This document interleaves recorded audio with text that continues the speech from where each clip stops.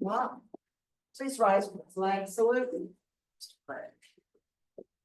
I pledge allegiance to the flag of the United States of America and to the republic for which it stands, one nation, under God, indivisible, with liberty and justice for all.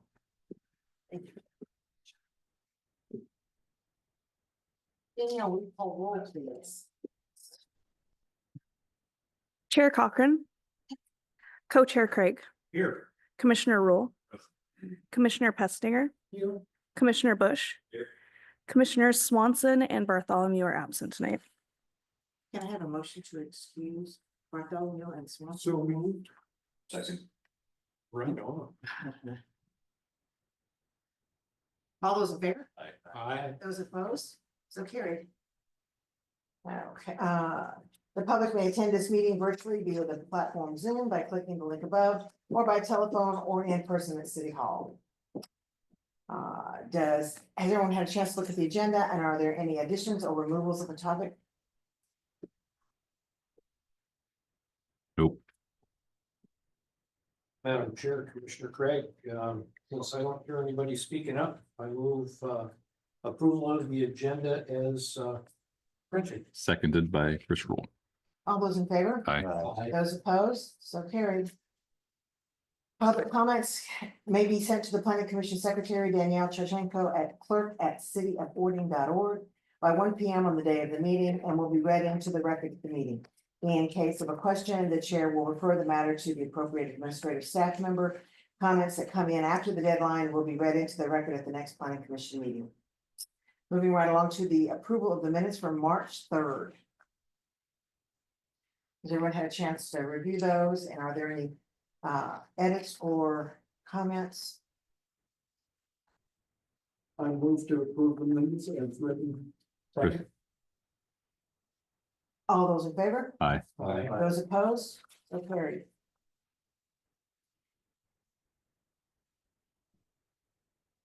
Old business. Hey, look at you. You have a lot of conversation this evening. I do. What does AB stand for? Agenda bill, That stands for what? agenda bill. It's. Oh, agenda bill. Okay. And these items that will eventually make it. In the house. Oh, okay. I saw those and I'm going, I've never seen numbers like that before. What is that? Okay. AB 25-10 Critical Areas Ordinance Update. Thank you, Chair. Okay, so, as you indicated, we have a number of things to talk about tonight, so I'll go ahead and dive right in. This is the second workshop of our critical areas ordinance update. Last time we really dug into the majority of chapter 1 from 2. And we, spoken at length about some of the definitions and some of the kind of motivations and kind of need to go through this exercise. Just as a quick reminder, this is an exercise that we have to do. It is a component of our comprehensive plan update. Cities were allowed to table their critical areas ordinance update for up to 12 months after the adoption of their comprehensive plan without being found out of compliance with state law, which would hurt our grant and loan eligibility. And in an effort to make good use of our time, particularly with the expectation of pretty heavy Q4 agenda with council, we're trying to be able to get ahead of that and try to get this passed and done this summer. And so for tonight, the agenda, the staff report acknowledges that the focus of tonight's workshop with council or with planning commission is to dive more deeply into chapters 2 and 3 and to show you some of the work that staff has proposed. In your packets, much as last month, is still that worksheet that staff has taken to that's provided by the Department of Ecology, and a bit of a checklist to ensure that cities are adopting all of the appropriate new or revised language to adopt all WACs and RCW that provide the governance framework for critical area development. So that effort's been done, and the changes that you see in this code reflect that effort. There's been a preliminary review of this from staff and Scott, myself, and also the attorneys, and we'll go back to the attorneys when this is a bit more of a polished state, ready for that kind of final AOK from them. With that, I'll dive into chapters 2 and 3 and just kind of give some general indications. Really, the changes that you'll see, although they look to be, heavily edited, are a lot of fun moving around. And, some consistent, representations of the city's intention that moving forward, our critical areas ordinance will be implemented to carry out no-net loss of ecological function, mitigation, sequencing, and effective science, and I'll get to that in a bit. Chapter 2, as it's presented in your materials, is now a combined version of what used to be chapters 2 and 3. To just put those all into 2 because the determination and classification of critical areas is so it's so interrelated that it seemed to make good sense.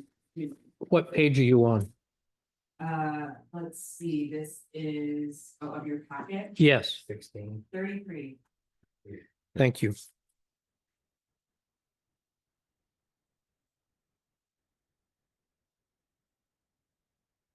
Okay, so the previously critical area classifications used to live in as its own separate chapter as chapter 3, but because the topics are so interrelated and because I needed a new chapter to be able to set forth provisions for no-net loss, I truncated these into just one chapter, and now they share space as chapter 2.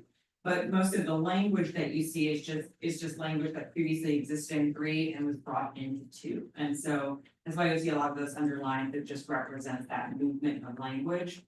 Holistically, throughout chapters 2 and 3, the consistent change that you'll see is that there have been additions made by staff to reference the new chapter 3, which governs no-net loss, mitigation sequencing, and best available science. I'll discuss each of those broadly, and we can discuss any of them in more length, if it's helpful. But they're all, for one thing, missing from our current critical areas ordinance and, pretty common and best practice components of a critical areas ordinance. No-net loss of ecological function speaks to a yield of a project's impact on a critical area. So if there is a critical area on site, and you build within it, what impact does that built environment have on the natural environment? There are manners in which professionals can go about, characterizing and equating that. And no-net loss means that there needs to be some amount of mitigation that's offered to offset the impact of the development proposal. That's what no-net loss is about. Mitigation sequencing governs the order in which that an applicant has to go about designing their mitigation that they propose to offset that impact. And it has to go in a certain order by state law. You have to start by attempting to avoid the impact altogether. Then if you can't avoid it, you have to demonstrate that you can't and show that you've minimized your impact to the greatest extent feasible. And work your way through the sequencing, which eventually ends with compensatory mitigation, which is you saying there's no way that I can mitigate for this impact other than compensating for it by, maybe paying into a fee program or building a wetland or buffer or something like that. And then that usually comes with monitoring and contingency requirements for that as well. So you'll monitor the buffer that you've created for 10 years annually, and if something dies within 3 years, you'll replace it, and that's the contingency to it. So that's no-net loss and mitigation sequencing. And then best available science is a pretty broad body of legislation that it lives in a lot in provisions that we've recommended for adoption in the Washington Administrative Code. It sets forth some guidance for cities to be able to understand sources of best available science, to be able to consider impacts and what some mitigation for those impacts are.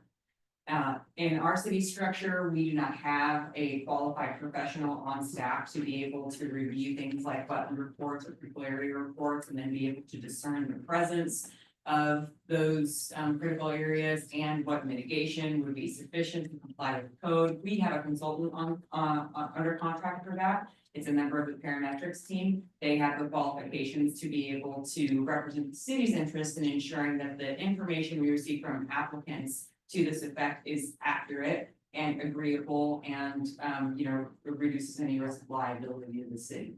And so we want to be able to present that consultant of ours with framework in our code that they can measure against. They know where to go look for our expectations of resources for best available science. They know our expectations on known lots of our ecological functions here in Ording.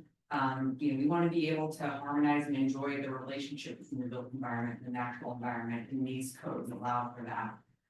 And so that framework is what has been kind of generally added throughout chapters 2 and 3.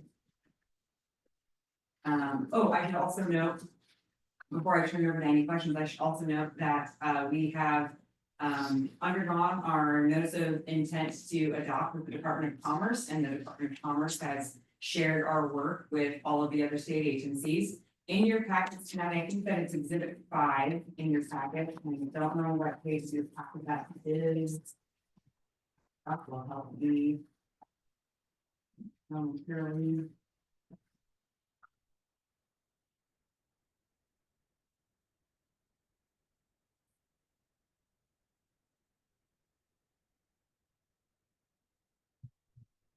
The matrix, Yes, they're at the end of it. okay. There's 3 or 4 different metrics. Thank you, yeah. So what you're looking at here are the fact that we have received comments in response to our notice of intent to adopt. We received comments from the Department of Natural Resources, the Department of Ecology, and the Department of the Washington Department of Fish and Wildlife. Ecology and DNR both had a couple comments that were, some of them were pretty helpful, and so those have been incorporated with comments that you'll see from me throughout the ordinance. And then a comment matrix has been prepared to address colleges that the city has considered and adopted or not their recommendations. I do just want to point out a particular one from the Department of Fish and Wildlife. Again, many of these comments that are left by the agencies are recommendations, they're suggestions, they're not necessarily based in statute, and part of my effort is to review what is based in statute and what is just a recommendation that they're hoping that we'll undertake, not an obligatory thing all the time. There was a particular comment that was made, a recommendation that was made by the Department of Fish and Wildlife. They had encouraged us to use a new tool that they've devised for determining appropriate buffers off of the carbon in the Tualatin rivers. We right now, and this is consistent among most critical area ordinances in the state, we apply a standard 150-foot critical areas buffer off of both of our rivers. It's consistent, it's reliable, people can depend on what it's predictable what you're gonna have to deal with from a development perspective. What Department of Fish and Wildlife has recommended we adopt is their 200-year-old site potential tree tool. And what this tool is a map that they've created of most of the areas in the state that represents what areas of the city would have the potential for a tree around 200 feet and about what that height would be. And then recommend that the buffer that applies to development in that area match the tree height potential for that area. So when we look at this, what it means is that in some areas of the city, the tree height potential is 105 feet, and maybe 20 feet away from there is something that's going to have this potential to grow a 225 foot Douglas fir or something like that. And we're just supposed to kind of adopt buffers that kind of match those lines. I prepared a comment in the matrix in response to the Department of Fish and Wildlife rejecting their recommendation on behalf of the city. I don't think that it is sensible for a few reasons, and I will not preach, but I will defend my my position with the Department of Fish and Wildlife. We right now, as I said, our buffers off of our rivers are considerable and consistent. But we're living in a regulatory framework right now where the state has asked cities to prioritize and incentivize housing development. And that by doing so, the ways in which we can do so is to ease the otherwise burden of development regulations, and that the way that we can do that is by creating faster and more predictable permitting avenues for development. The list stands in the face of everything else that we've heard from the state to then go and create unpredictable critical area buffer development standards in our codes. We feel as though developers in that sort of circumstance would shy away from development rather than be encouraged against some sort of standard that they can reliably plan against. And so, for reasons of the inconsistency among state, asks of the state, and just what we feel is defensible and sensible in our community and prepared response to the Department of Fish and Wildlife. So we're not going to be adopting that. I'm not recommending that as part of for that that's in front of you today. So with all of that, I will open it up to any questions from the commission. The tree site thing is really interesting. We're going through the whole ADR and making it more non-subjective. And to me, that kind of ordinance would be really subjective. What tree are you picking? When did the tree, did the tree fall down? Now what do we do? Because now we don't have the marker. That It's not a just, real tree either, Chair. oh, It's something, it's not like they've come out and found these 225-foot trees. They've said that there's the potential in these areas. well, of course there is. There are trees. That's That's not a crazy. suggestion that I recommend. this commission. No, that's crazy. Well, and Department of Fish and Wildlife doesn't deal with trees. What the heck are they suggesting that we? This is the environment that the fish and the trees. Well, trees are urban habitat species, so it's not necessarily outside of their wheelhouse. I just don't agree with. No, I like the 150. Everybody knows that. It's easy mark, I like that a lot. I thought we were doing 3 and 4. And so I read the whole thing. I read 4, and I had a question on page 53. Where it says landslide hazard, and you struck landslide hazard special and changed it to critical areas. But then I noticed we continue to use that term landslide hazard, and I'm not sure why you changed it in one place and we're not changing it anywhere else. 11-4-2.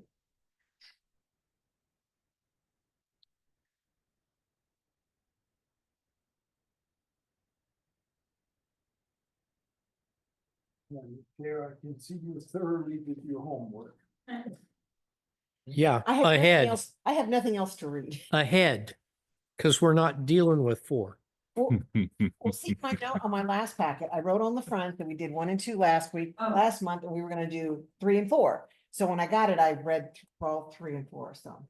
It's about the study. Okay. I see the edit that you're talking about. We still refer consistently to landslide hazards, but I've more blanketly referred to, we used to, right now, critical areas ordinance might ask for a wetland study or a landslide study or a seismic study. And in truth, multiples of those things could be in play. It's just more, I think it's just easier to just call it a critical area study. And the critical area study needs to analyze the presence of critical areas and then what impact the development might have on the presence of those critical areas and what mitigation might be needed to be able to also do that. So we just coined critical area study. Okay, so that just kind of covers all of the landslide, seismic, all of it. Exactly. Okay, I get it now. Thank you. Sure.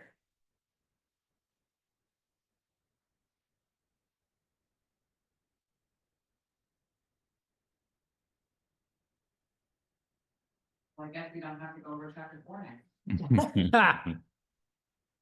Hmm. Yeah,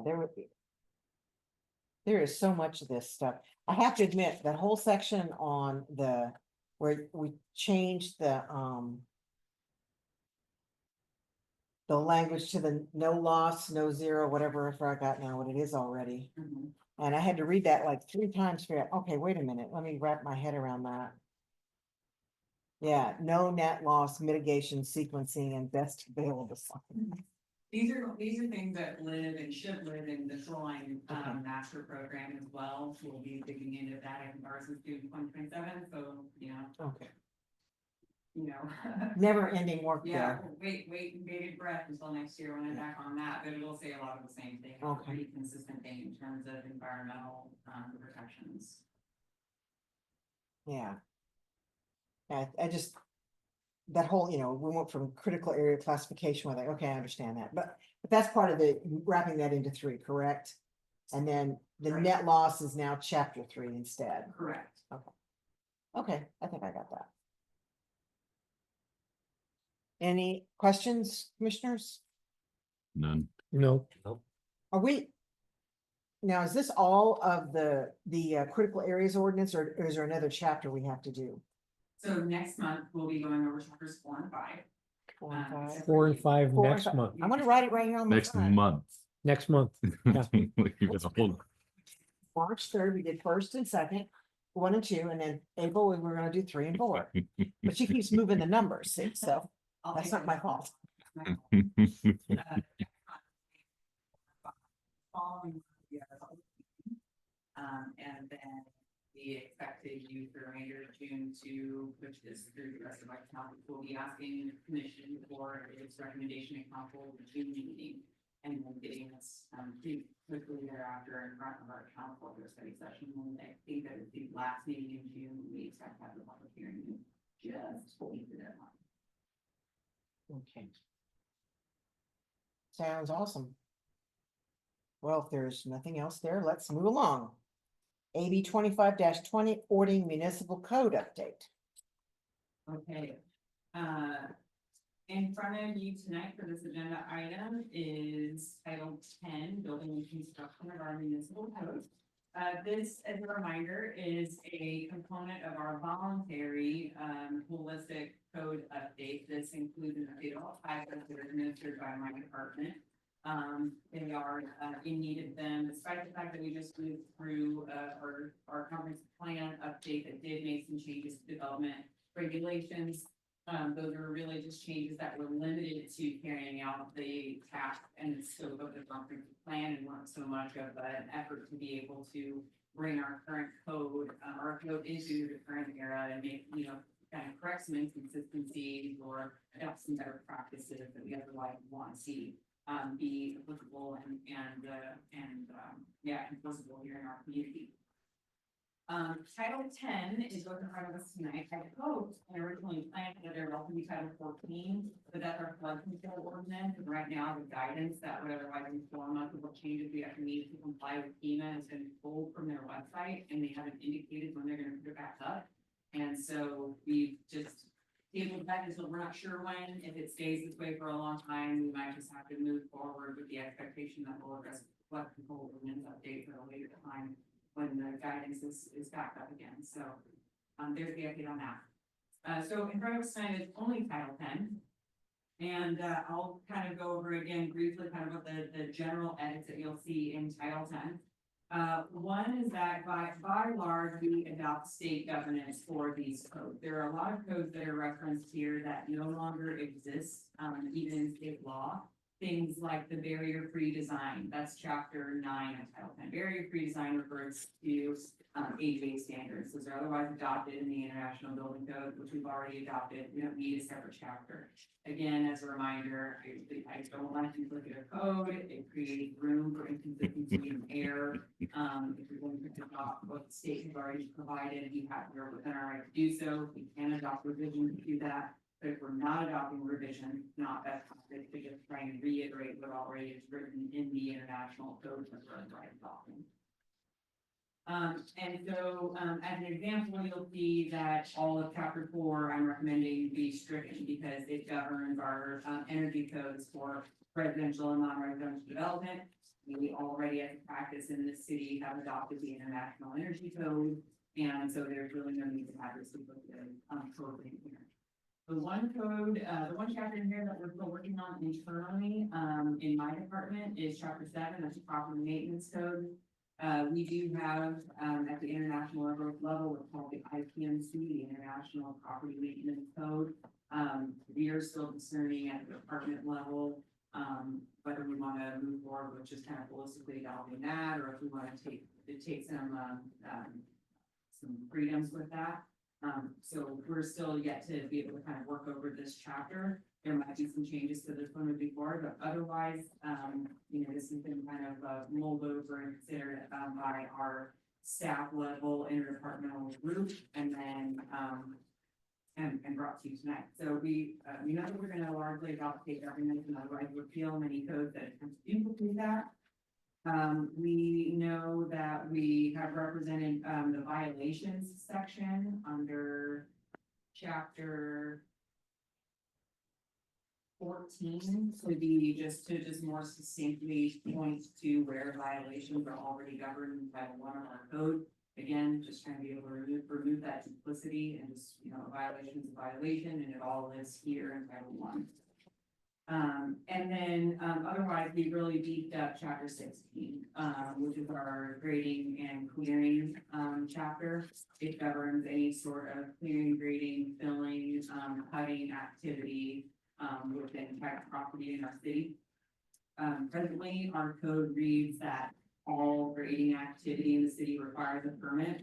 I don't think that's the intention. Most cities have, exempt thresholds. Because of, you probably don't wanna go to Home Depot, get a bag of soil and be told that you need to like have a permit to be able to put it in your garden, right? So most cities recognize that there's a reasonable amount of this sort of activity that you should be able to have just for normal property enjoyment. But that excessive amounts isn't something that has the ability to change grade or interact with and access to a driveway or something like that as real safety repercussions is something that should be subject to review. And so what these code edits have done is add a lot of that context around kind of framing when a permit is expected and when it isn't. So, we said that there shouldn't be any of that activity on private property without first obtaining a clearing grade permit. And that there are exemptions to when that permit will be required. So if you're grading less than 25 cubic yards, we're not gonna expect a permit from you. If you're proposing to clear land that's less than 5,000 square feet, maybe you have a larger piece of property and you've got some trees that you want to clear to be able to put in a garden or a shop or something. If it's less than 5,000 square feet, we don't need a permit. If the grading activity is a part of a larger proposed development, like to put in a house or a shop or, shopping center or something like that. That clearing activity gets reviewed under the larger permit, you don't need a separate permit for it. If you're trying to be able to remove noxious weeds, you're not gonna require a permit for that. If it is to support a bona fide agricultural practice, then you can do that without a clearing grade permit. If it's to remove hazard trees, if it's emergency grading to be able to kind of, protect against a loss of property or life or limb, you don't need a permit for it. And then otherwise we've got some stipulations that say that the permits expire after 12 months, they're not something that we issue and you get to use it over and over. And then just provided in some relevant definitions to be able to provide framework around this. There otherwise was some deletions around code that attempted to, kind of require these stormwater requirements that otherwise are governed by Title IX. Title IX is sufficient to govern that. If it's applicable, we don't need to try and double dip. So, Title 10. Are there any questions?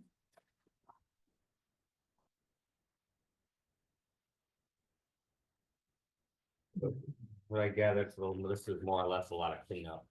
A lot of people, I like that. a lot easier to monitor. Yeah, KISS, keep it simple. If you're does this cover removal of trees as well? I mean, if somebody is removing not just a tree, but a whole line of trees on their property, would they require a permit to do that? If it's under 5,000 square feet, they don't require a clearing grade permit for it. Is that at a time?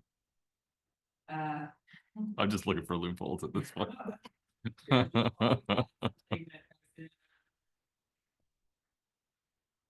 When you were first talking about that, and then also about the size less than 5,000 square feet or something, or whatever you said there, I was thinking, well, how can you govern, like if I did 5,000 this year, 5,000 next year, and then slowly my property changes over time?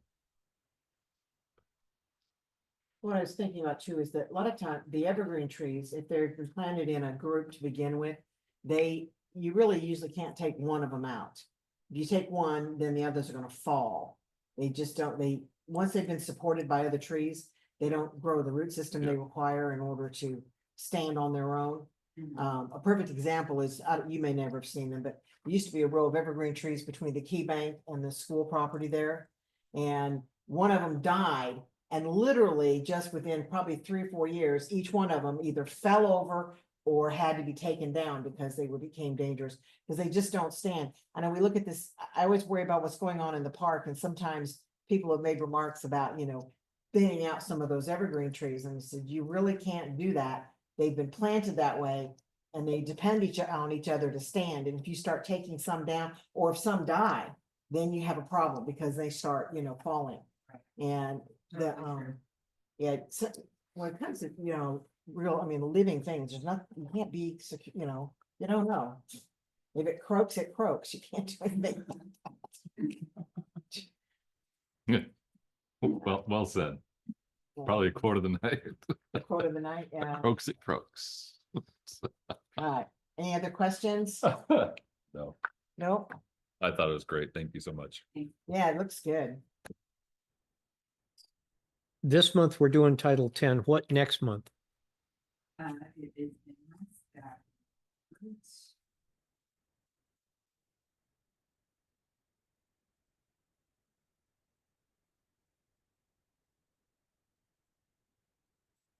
Phone 15. 12 and 15. It's also. uh,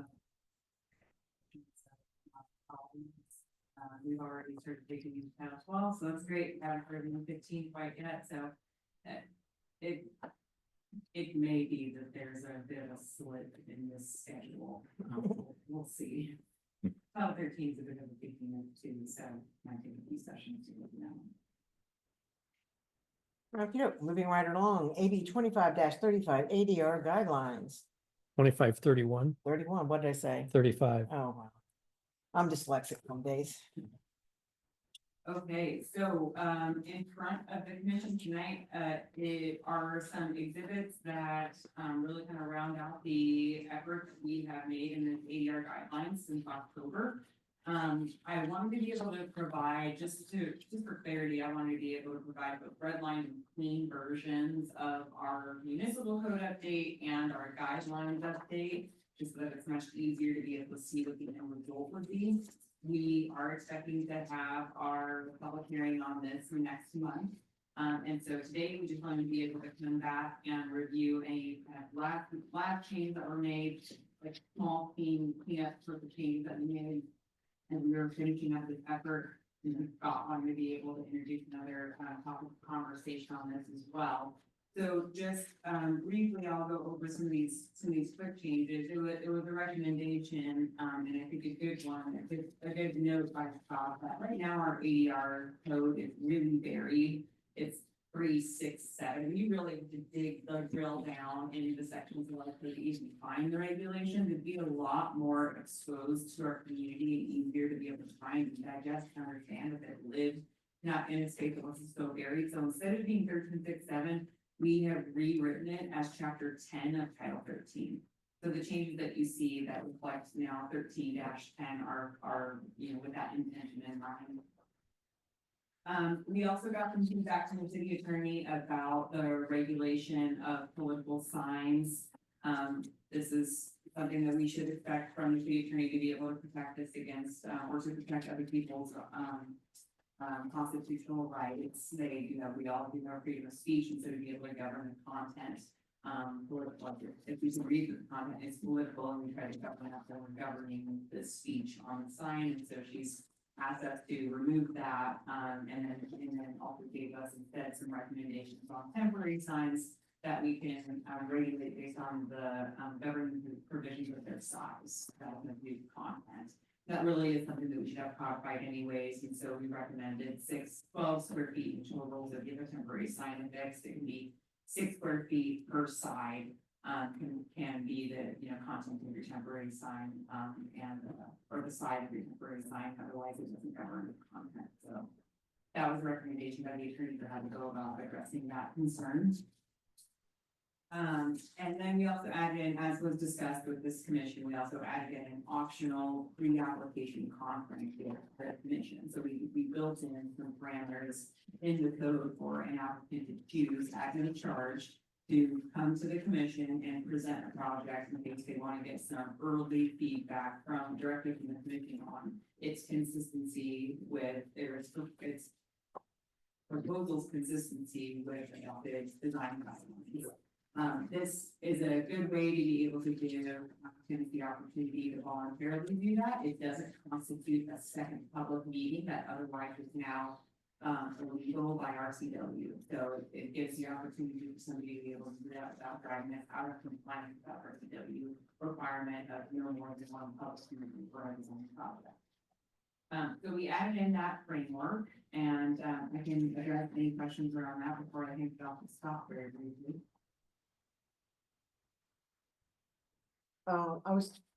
Can you tell us where in the code, the sign language that you changed for temporary signs, exactly where that was? Yes, I can.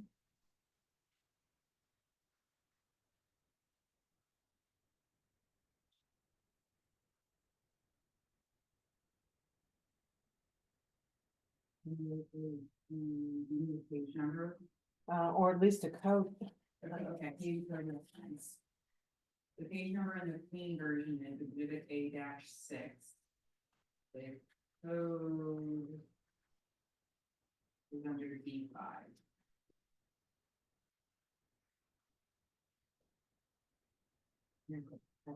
Signs, the following standards may be used by the planning commission to interpret OMC 13-7-4, 215 in the markup. 215. Oh. No, 206, Oh, I I'm was gonna sorry. say, 215. Okay. What I was looking at is when you rattled off the numbers for, the size of a temporary sign, and did you say 6 square feet on each side? Correct. So if they're hanging a banner, which we see a lot of those, temporary banners, and they're just using one side, they get 12 square feet, which so what length and width is that gonna be?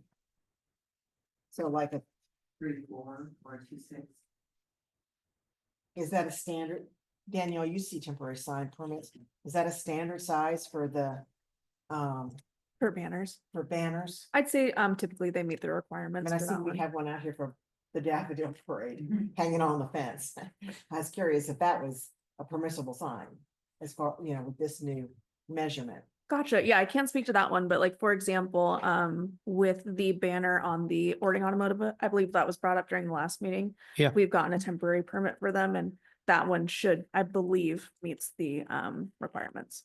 Okay, I just didn't want to make it one that's not gonna work for the basic ones, because they seem like they come pretty standard. Sure. And they're, I never measured one. I got a question on 5C1. The following signs shall be exempt. 1, flags, insignias, the United States flag are exempt. Okay. Flags is too generic. It is too general. We spent long time, many hours dealing with flutter flags. And if you just say flags are exempt, flutter flags will be back in no time.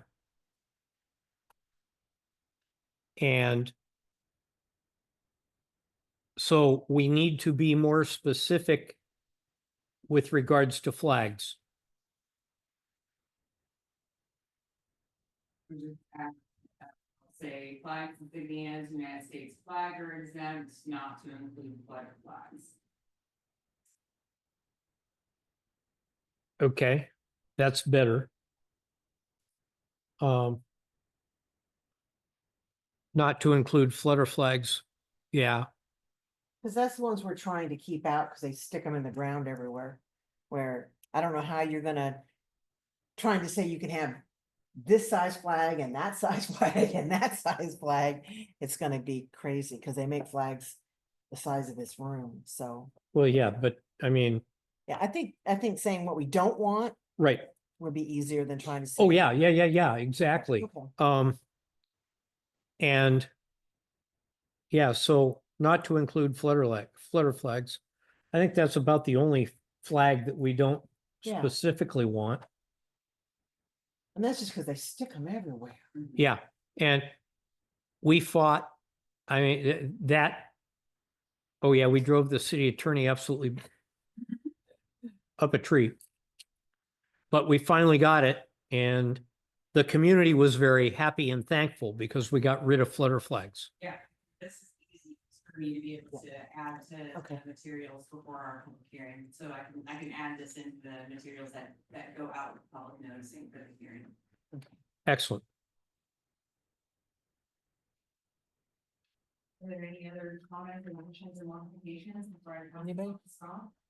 Joe, you got something down there? Well, it's really a minor thing, but I learned a brand new word in your materials, and that is workshopping. Wouldn't it be enough to just say workshop? And it seems to be repeated in some of these materials or letters about it. I'm used to workshop and this term workshopping strikes me as odd. That's just generally how I refer to these sessions of staff working with planning commission to be able to discuss and analyze the recommendations or the work so far that staff has put in. That's not actually in the code, is it? No. You're just talking about her letters? Right, Oh, okay. yeah. Just a side issue. A non-important side issue. Any other questions or comments? In that case, we'll move on. Thank you. Oh, you wanted to say something? Yeah, one thing that I wanted the planning commission to consider. So as we've moved through our comprehensive plan, and one of the big things that every city in the state of Washington is working on is making housing more affordable. And I wanted to introduce the notion that we have in our ADR that requires multi-family buildings. So this is in the purpose. Our architectural design review process is required for all multi-family buildings within the city of Orting. And I just wanted to introduce the idea to the planning commission of not having all multifamily buildings go through the ADR process, other than those that are within the mixed-use town center and the mixed-use town center north. I think this will kind of speed up the process of permit review for these structures. And it would allow the developers to build buildings that are more consistent with the surrounding neighborhoods that they're in, rather than have to conform to the ADR that may not be consistent in wherever they're trying to site a building. So What section is that you're, so it's under 1310.1. It's in the purpose. It's towards the end, probably about 5 lines from the bottom. This is page 188 of the packet. if you're- 1310-1, 188. Yeah. on page 188?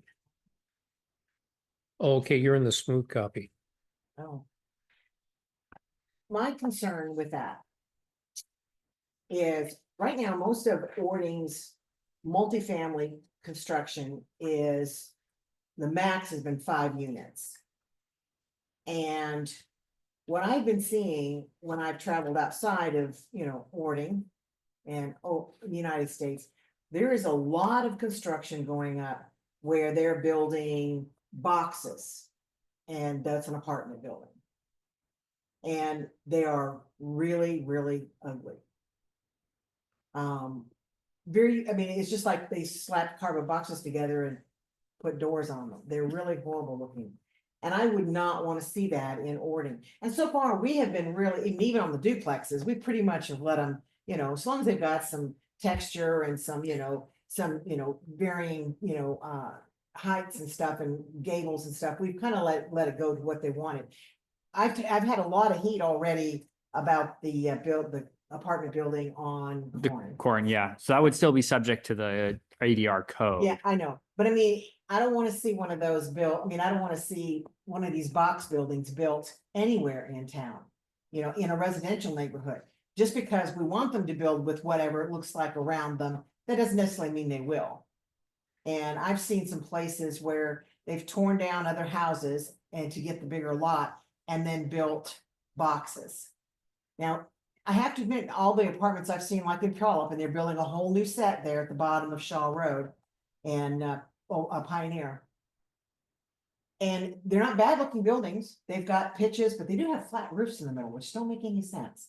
But the, you know, the actual, you know, the look of the buildings aren't bad. The condos they're building up on top of Shaw and Old Military, those are looking really nice, very, you know, and they're all condos. But I have seen other constructions where other developers don't really care about that. And if they're not held to a, you know, a standard, I'm afraid that's what, you know, we could get.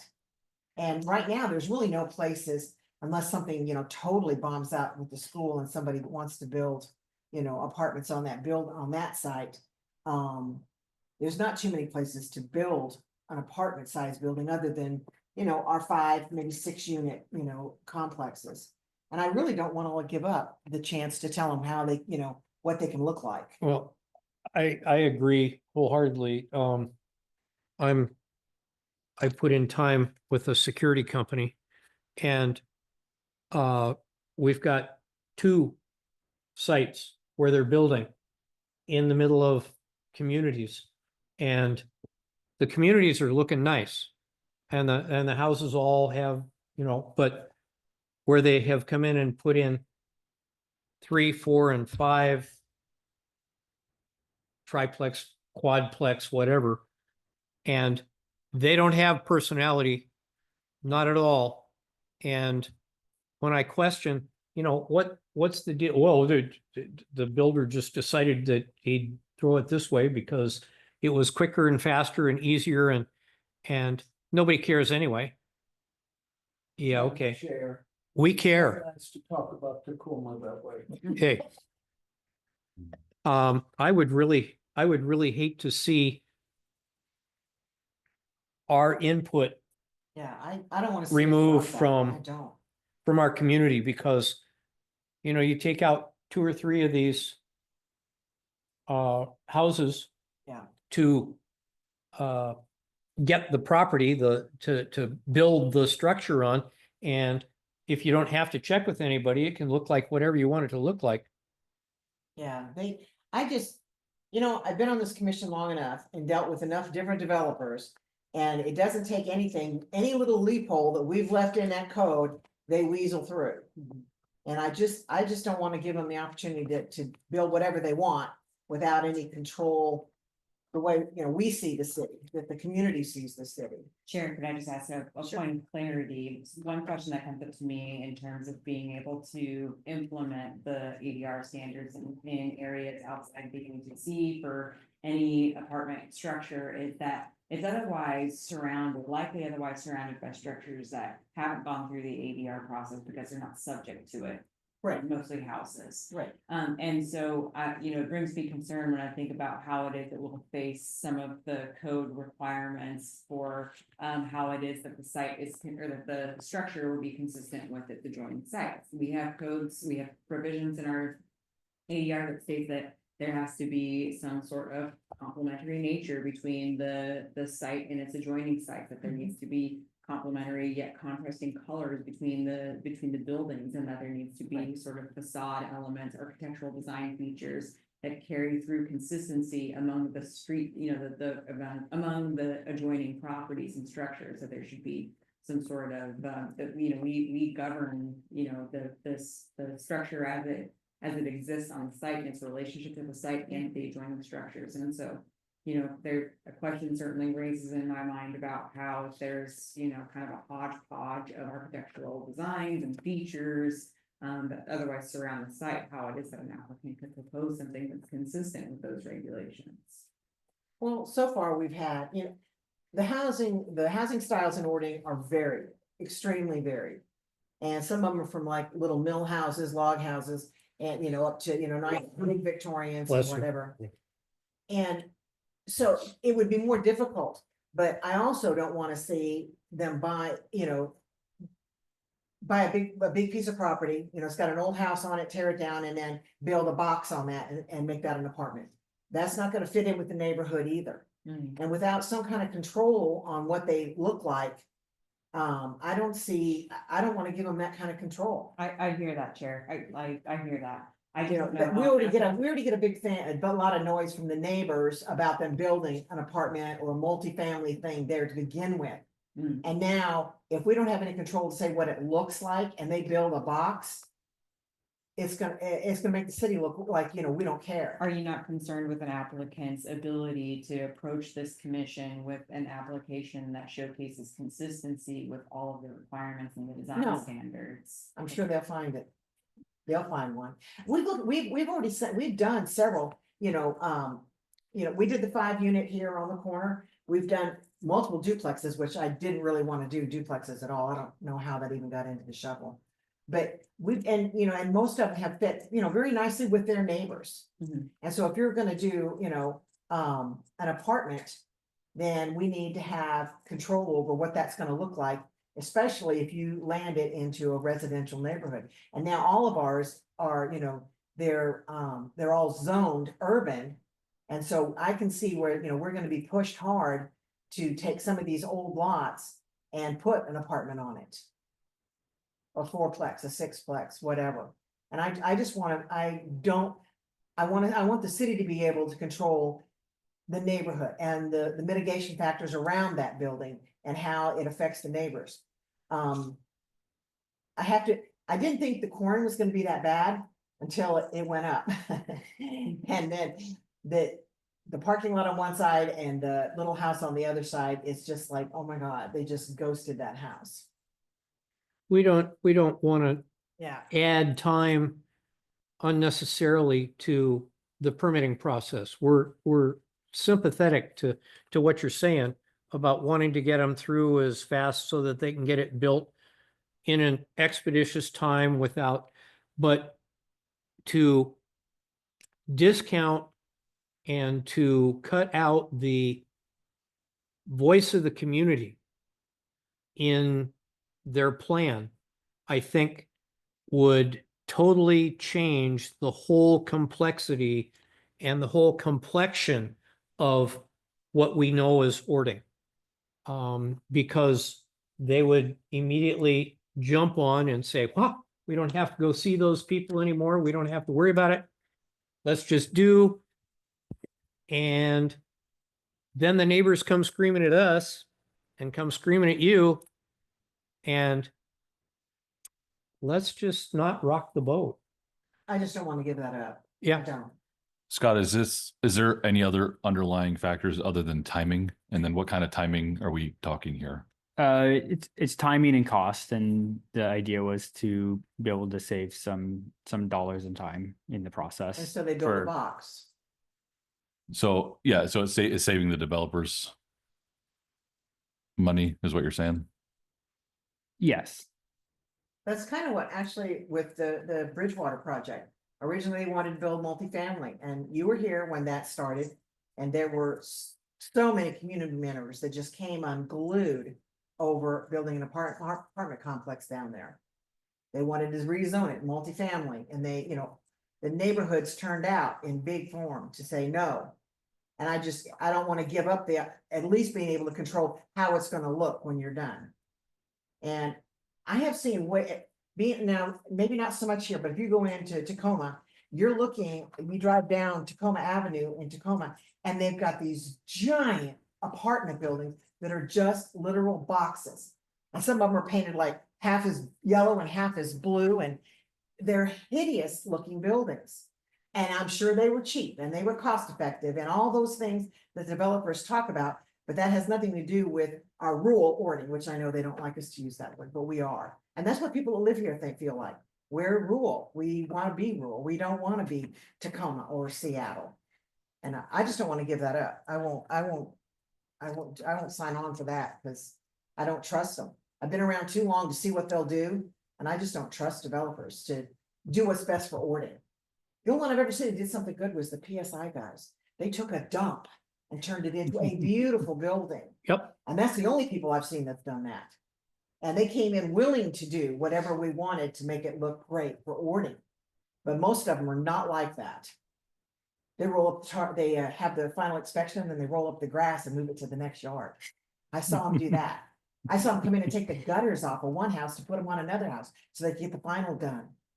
Yeah, no, developers are terrible people. They do whatever this cost effective is, right, cost effective, but I'm not buying that. Well, and some of the shadier contractors will take and say, well, let's see, it would have cost us this amount if we'd have had to jump through those hoops. So that's what we'll pass on to who we're building it for. Yeah. What is the city's interest in making it cheaper for developers?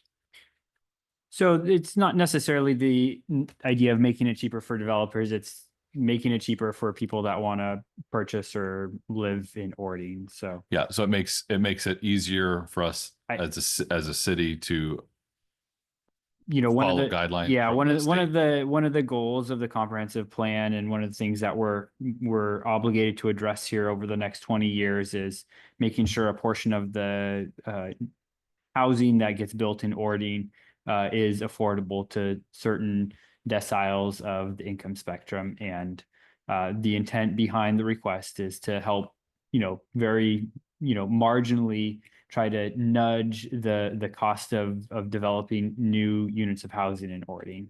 Yeah, and so by decreased cost, we fall into a different bracket of What do you mean by that? of affordable housing? No, Go ahead, Ken. no, and the expectation is that, averse to what Commissioner Craig has suggested, there may be opportunities where developers don't pass on their stage Gotcha. costs onto the potential buyer, and in that way, a more affordable unit for housing is created. I see. Yeah, and I think the intent is that there's 1,000 different things that make housing more expensive, in every community, and to the extent that I can make a suggestion to the commission, to the council, that they should really consider a particular regulation that they're looking at implementing to help our community. I mean, I think it's important to state that one of the biggest complaints I get, beyond just traffic when I, talk with people at the park is, they're concerned about the price of housing. A lot of people have kids that are about ready to graduate high school. They may want them out of the house, but they don't want them to have to move to Puyallup or to somewhere else, or Tacoma.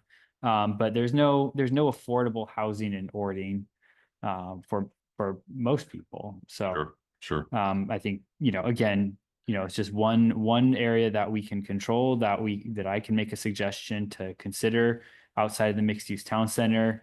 It's not a big impact. That was my next question. yeah, How much of an impact are we talking on timing? Very small. And I don't, I'm not here to discount the concerns of Commissioner Craig and Chair Cochran. I think they're completely valid. And, there'd certainly be a fear of mine too, is you get a developer that isn't interested in, kind of making sure that the product they're developing fits in. And that's certainly a risk that we would be taking if we were to, reevaluate what this code was applicable to.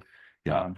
And I know for me, on this matter, the savings in housing cost to me does not meet up to the lack of control that we would have on that.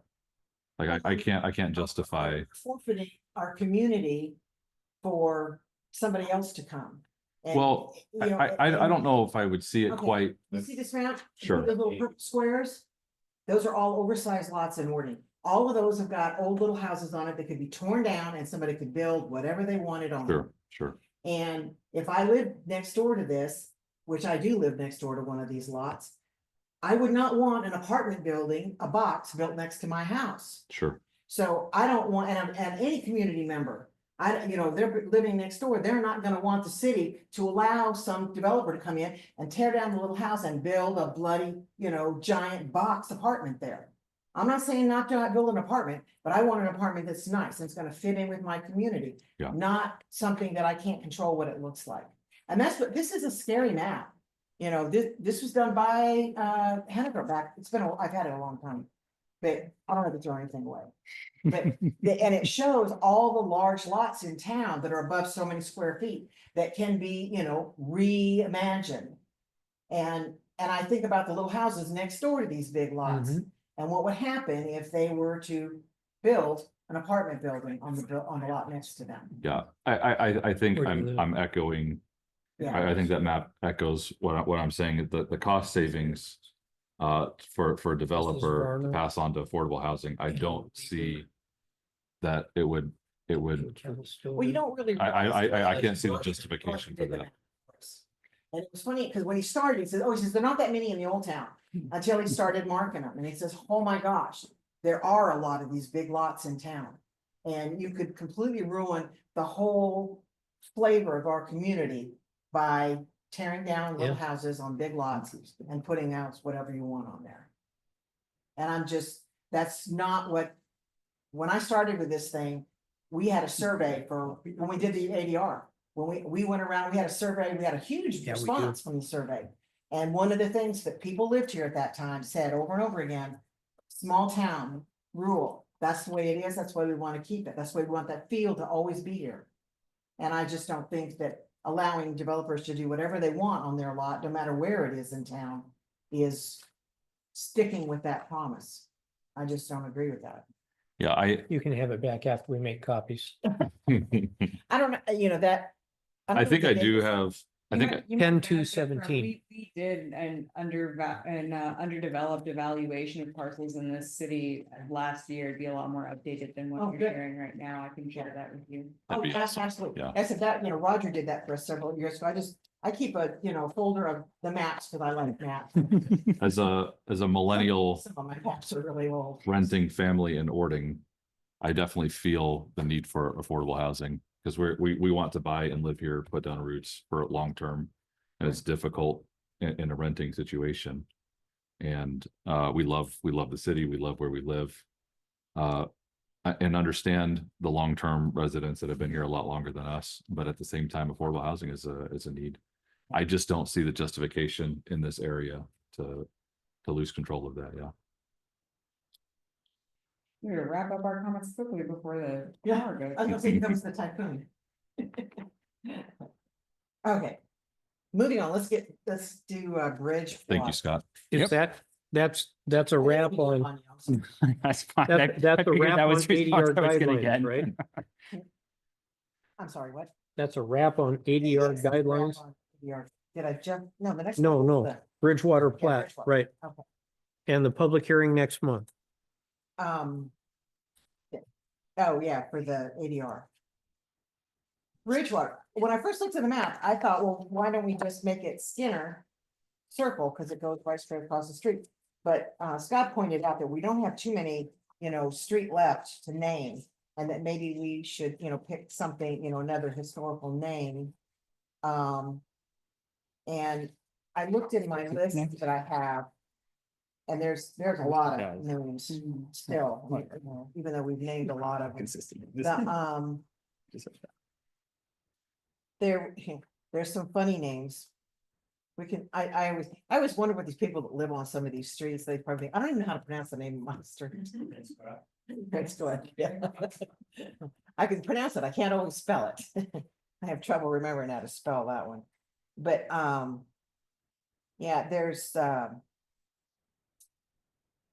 was one here that I was telling Chris, because he was, It's right across from Skinner too. It could be Skinner Court Southwest. Skinner and Skeeter. well, we were just not, we were talking about, picking a different name, so, because there won't be too many more streets left. And we've had some developers that have named their streets, the Hidden Lakes, they went ahead and named their own.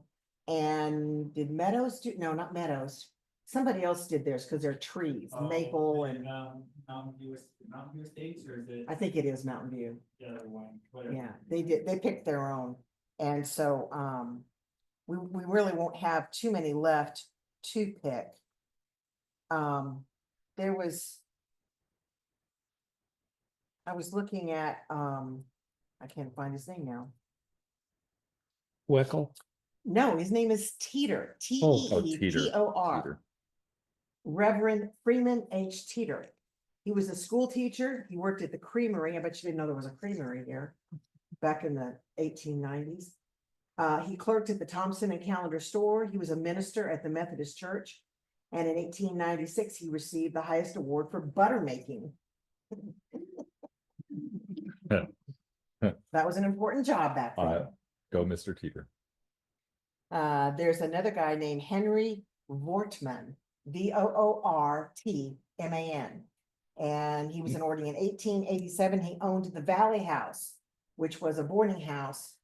I think the Valley House is the one that was where the where the Eagle is now, the Eagle Hall is, and it used to face the railroad tracks.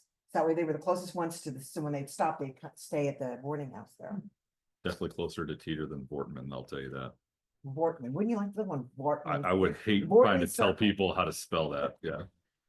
It can't be any worse than some of the other names. It's, you know.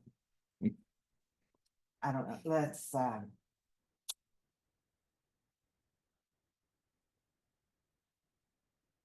I don't know, So you don't want to name it Corliss Avenue. no. No, it's Heidelberg. Oh, Heidelberg, that's right. Yeah. That would There's, be nice. there's a really interesting guy named Bird Wright. He was, a traveler on the first Natchez Pass crossing in 1853. He came to Ording in 1888 and he was the director for the school. Bird, B-Y-R-D, and Wright, W-R-I-T-G-H-T. Bird, right? Bird Wright Circle. Teeter sounding so much better. Teeter sounding better? I'm kind of partial now to Teeter, thinking about him being a minister, but I'm very. as a pastor. The Methodist Church was, I think the Methodist Church was the second church built here. I think the Christian was the first one. And then the Methodist was built after that. When I moved here in 1980, there was equal number of churches and taverns. Yeah, We've made progress. that's common. We got it. That's progress. Well, I will move that we adopt the name Teeter Circle. I will second that motion. And chair for our record, this would be Teetor. Teetor, Teeter Circle. Maybe send us your little history that you read us so that we can put it with So- the record for the plat. Absolutely. No, So- I can go with it. To explain to them why we chose Teeter. That'd be, I think, and it's, we memorialize a minister. I like it. The first name. It's connected to the local. His first name, Yeah. wait a minute, I'll spell it'd it. be, for you. it'd be I good to think they have, pronounce it Freeman, but I'm not positive. it'd be cool to have a FAQ on It's why your street is. F-R-E-I-M-A-N. Fryman. Fryman? Yep. Yeah, it doesn't say where he's from, So, so well, yeah, maybe we'll put out some information about that project. unless you want to, you could name it Reverend Fryman Teeter Circle. I would, You know what's sad is, Revolutionary War. well, we did, over in, I think it's either in Carbon River Landing or what's the development north of Carbon River? River's Edge. There's too many of those. There's River's View and River Shore and River's Edge. And it was named after a man named Daniel Lane, who was one of the original land claims for Ording. There were 4 of them. And I always regretted that we didn't name it Daniel Lane, because it just came out like Lane Avenue or Lane Boulevard or whatever it is. Yeah, and so it kind of lost the historical part of what it was. That was an oversight. So Madam Chair, you have a motion on the floor. I have a motion. Oh, I'm sorry. Yeah. All those in Second. favor? Aye. Aye. Thank you. Those opposed? You like Teeter? So carried. Okay. Thank you. River's Edge. I want to write that one down. I keep forgetting the name of that one. Yes, I will send you a history, so they'll know that it's a historical person. Reverend. Okay, never mind. Okay, we have anything on the dumpsters? Dumpsters are good. Nothing to report. And sign code. Any violations? Madam Chair, we spoke with Danielle, after we're having the last month's meeting and made sure that everything was in order with the banner posted out the other top, so. That is now in order and there's nothing else for. Good. Are those flags in front of the firehouse? It's gonna work fine. This time, The right where I live on Kansas. They got some flag banner things out front. Yeah, I think so. Those are the tall ones that. Yeah. Yeah. supposed to have. Yeah, they got 3 or 4 of them. I walked by them the other day on the way home from the Wait, parade. you know what that is? They stick them anywhere. And a lot of times they stick them where you're pulling up to the street corner and they obstruct your view of traffic. They don't obstruct view, but they're crooked, so they'd be noticed it all the much more. You know, speaking of obstructing view, if you are southbound on Eldridge at right, Kansas, no, where are you? I'm sitting in the city hall. But you've got Arrow Lumber and they've got their 2 dumpsters. You can't see westbound traffic while you're sitting at the stop because they've got the 2 dumpsters side by side between the sidewalk and the street. And so it makes crossing the street there. Crossing Calistoga, Yeah, Calistoga. that way all the time. I don't know. Yeah, same. Is that Eldridge or is that on the other side? No, it's Eldridge. Because Eldridge is at the front door. The front door of, no, That's. It's corner. Yeah, you're right. Eldridge runs Yeah. behind Safeway, I don't go that way. behind, I go Yeah. down Corin, yeah. past the Catholic Church and up Yeah. past Arrow and then comes on out. But, because I was, this evening as I came here, Oh, you're talking about the dumpsters are actually on Calistoga. the dumpsters are on the shoulder of Calistoga. Okay. And they're between the sidewalk and the street. Right. On the, Yeah, okay. on yeah, the I planter gotcha. strip. Yeah. And so you pull up to the line and you look to your left and you can't see traffic coming Yeah. because that second dumpster obscures the vision. I'd rather have flutter flags. Whoa, Yeah. man. Don't digress the meeting too bad. Well, and I'm sitting in a taller vehicle. If Yeah. I I have a small vehicle. I'll have to go look. yeah, Yeah, I come that way, quite often, but, I know a lot of times they have a lot of scrap lumber stacked out there. People pick Right. up scrap lumber, but and the It's scrap not- yeah, lumber it's is not usually between the high. dumpster and the corner. yeah, yes. And with the way they've got the 2 dumpsters, it's like, wait a minute.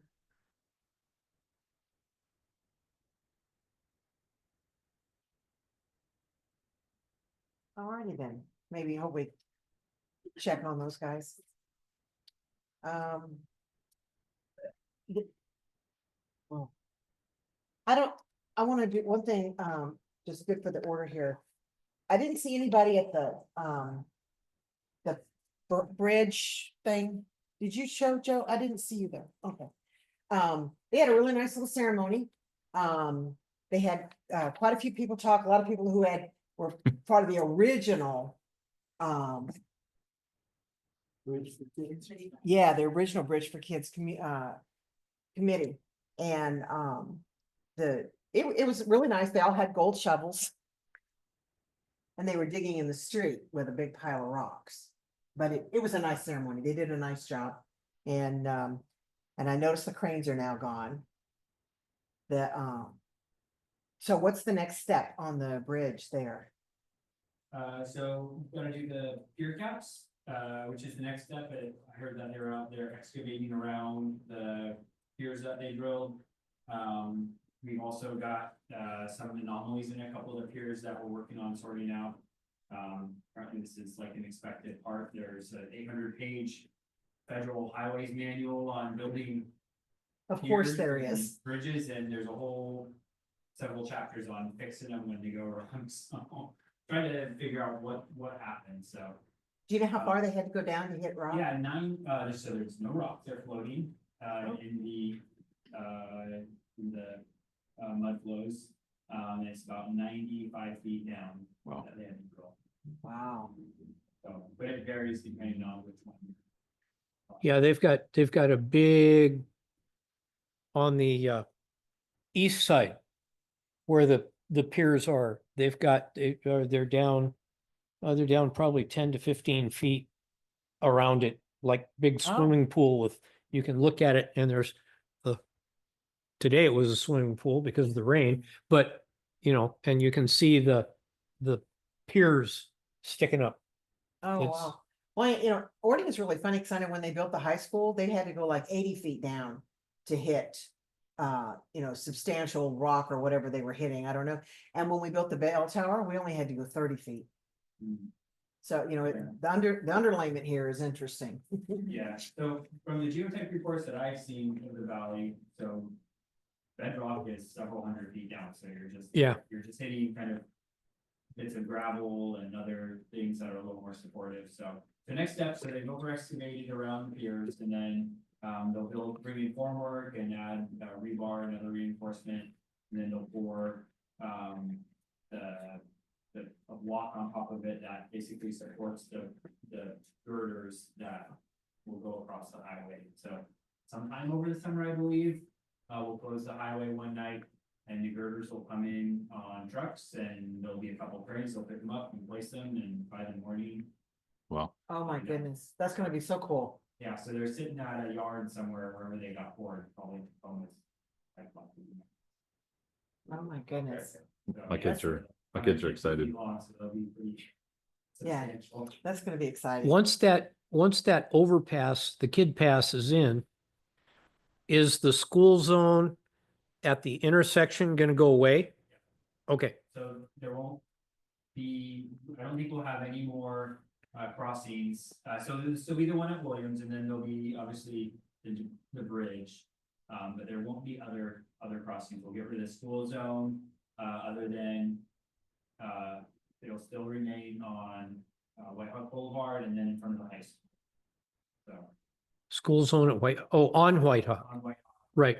Yeah, because a lot of the kids cross there. Oh, yeah, so that'll be a school zone still, it's a school zone today, and then. right, right. Be able to, well, presumably get rid of the crossing guards and get rid of the slowdown and everything else. We need on White Hawk, we need more than the crossing guards. We need officers out there with tickets to take care of those that have no respect coming out of the school. Well, There are no stop signs as far as they're concerned. Testify to council, they're considering school zone safety cameras, which will take pictures, someone will review them, and they'll get tickets automatically Good. issued. So. Good. I mean, make your. When? you know, When? send it back, Okay, or come and testify at any meeting. okay, cool. Public safety meetings considering it, where are we at on that? I believe we're waiting for attorneys. That's right, no, thank you. We issued our RFP, so hopefully in May, they'll be reviewing proposals from vendors, so we expect it to be cost neutral.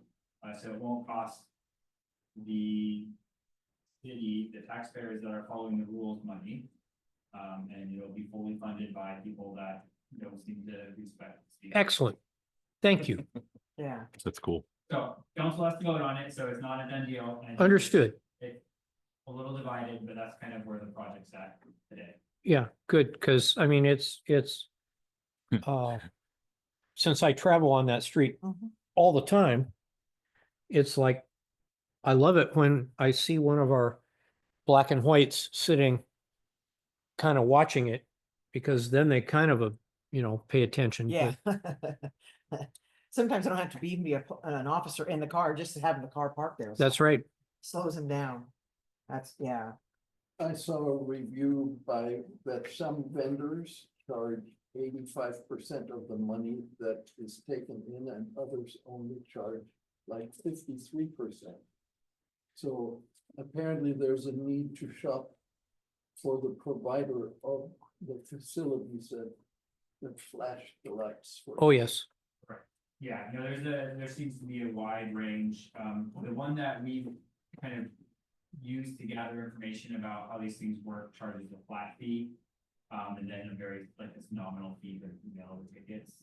But yeah, it varies widely, but most cities where they've implemented this, it pays for themselves and. Yeah. The dollars that you raise, so it's not a moneymaker per se for the city. Obviously the goal is public safety. But the state's restricted how the money can be used. We can't just recycle it into the general fund and hire more police officers. The dollars, if there's excess dollars beyond funding the program, they can only be used on, safety improvements for pedestrians. And so, Well, if White Hawk Boulevard eventually goes all the way through, that, you know, might be even more cost effective because once the boulevard travel, you know, you have a lot of people trying to make that, you know, cut around downtown. Yeah.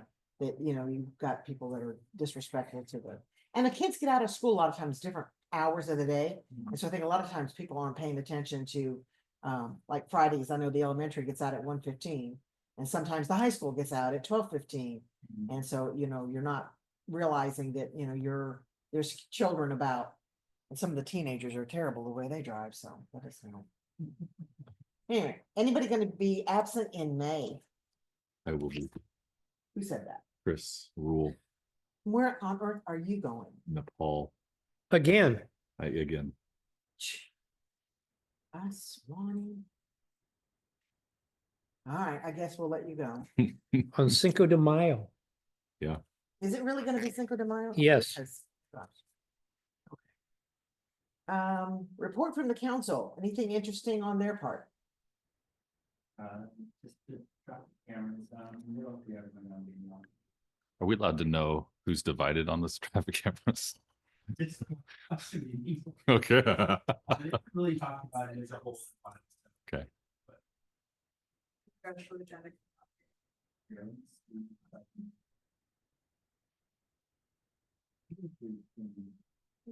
Yeah, schools on cameras, farmers market sponsorship was approved, was approved, and then replacement of police firearms. Was the other thing. Was there any further discussion on overnight parking? Safe parking. Yes, the committee, the Community Government Affairs Committee met in March and discussed safe parking, so maybe a little bit, you can step back a little bit, so it had gone to council based on the recommendation that planning commission had made. Council, or a couple of council members wanted to add regulations to allow safe parking at non-religious organizations. Kind of like what was requested in the planning commission considered, it went back to committee. The committee is kind of not all on the same page, and so it's bumbled around there, and our last meeting got canceled because of conflicts with the council members, and so it's that committee more stuff. Well, you know, we just thought that, we better, you know, try it out first on, you know, just churches and see how it works, and if it works okay, then, you know, revisit it for some, you know, for the other places, but. You know, we just a little bit more control to see how it comes about. We'll see. All right, thank you. Agenda setting, all the stuff we've just done. I think everything's coming back, critical ordinance. The municipal code, ADRs. That's it. Yep. And dumpsters and signs, that's our favorite. Sure. Listen to that rain, holy cow. Anybody else got anything good for the order? If not, Madam Chair, Commissioner Craig, move we adjourn. all those in favor, Aye. those opposed, so carried. Thank you. Thank you. Thank you. You did a lot of work this month, holy cow.